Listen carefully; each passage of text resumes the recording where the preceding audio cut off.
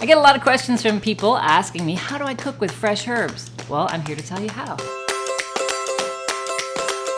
The most common question is, how do I know when to use fresh herbs versus dried herbs? And it's really quite simple. Fresh herbs, they lose their flavor really quickly, so we add those at the end of cooking. Dried herbs, on the other hand, you can put in at the beginning because they take time to release their flavor. The other big difference, of course, is how much to use. Dried herbs are concentrated flavor. They've been dried for a long time and that flavor is just there waiting for moisture to release that flavor. So, about 4 times as many fresh herbs as dried.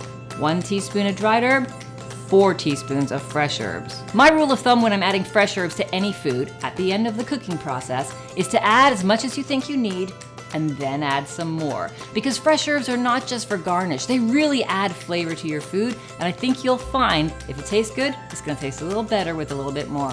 Here are some of my favorite herbs. I have here some cilantro. I use cilantro whenever I'm cooking Mexican or even Indian foods. It really has a very strong flavor. And did you know a lot of people really don't like cilantro? Turns out that there's actually a genetic component there, and you might not be to blame if you think that cilantro tastes like soap. Me, I love it. Here is oregano. Oregano, fantastic for all your Italian meals. Take the leaves off the stem and chop those leaves up. We don't want the stem included. With cilantro, you can add the stem. Oregano, you cannot. This is dill. Dill has a very unique flavor. I like to have dill on fish a lot. Sometimes I mix dill into soups, but it's really beautiful, very delicate, and you'll find it in a lot of Scandinavian dishes. This is rosemary. Rosemary is a hardy herb. It comes up in my herb garden by itself every year, year after year. It is really fragrant. It's supposed to be a very good relaxant. It's also very good for concentration. So any students, put this under your pillow when you go to sleep before an exam so you have better focus the next morning. Herbs like rosemary that are really hardy, oregano, rosemary, and we'll get to thyme in just a minute, because they're woodsy, they can go into cooking for longer periods of time and release their flavor naturally. I really love rosemary with a good steak. Here is, of course, the most common herb that we use all the time, and that's parsley. This is Italian or flat leaf parsley. 2 types of parsley out there, flat leaf or curly parsley. Flat leaf tends to have a flavor that is more preferred by chefs. It's a stronger, purer, cleaner flavor. Curly parsley, on the other hand, kind of fun for garnishes. Thyme is my favorite herb. Thyme to me is incredibly versatile. Again, this is an herb that you can put into your soups. The leaves will fall off while it's overcooking for a long period of time. Taking the leaves off the stem in thyme is very challenging, so I prefer to throw the whole sprig in and just remove the stems at the end. Of course, this is the summertime favorite, basil.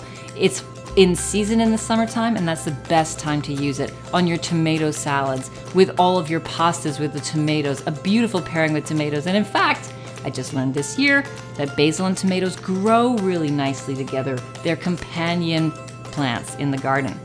So how to grow herbs? Really, really easy. You'll find that if you've never grown anything in your life, herbs are a great place to start. All they need is some sunlight, a little bit of care and water. If you have an outdoor space, perfect, but you can plant them really easily in pots and put them on the windowsill and have success. The reason to plant herbs and grow them like that is because it's rare that you use an entire bunch of parsley or an entire bunch of thyme and you end up throwing some out. If you're growing herbs, you can pick only what you need and use that every single time. Let's talk for a second about dried herbs. Some herbs I don't like in their dried form at all. Parsley, for instance, has not a lot of flavor when you add it in its dried form. I'd rather wait till the end of cooking and add it fresh. But some herbs like thyme, oregano, and especially bay leaves, they work really well in a dried form. Cilantro is another herb that I don't like dried cilantro leaves. Interestingly, the seeds of the cilantro plant are called coriander. So you could add some ground coriander to dishes that are Indian or Mexican in flavor. It's a different flavor than cilantro, but it's better than adding dried cilantro leaves. The next common question is, how long can I store my dried herbs and spices? Well, truth is, you don't want to store them for years on end. 6 months is what a spice company will tell you. I'll tell you every year, or maybe 2, because it's hard to replace all those spices so often. The truth of the matter is, herbs and spices don't go bad on you. They're not going to make you sick, but they do lose their pungency and their flavor. If you don't think that's true, go and buy some new bay leaves and give them a smell.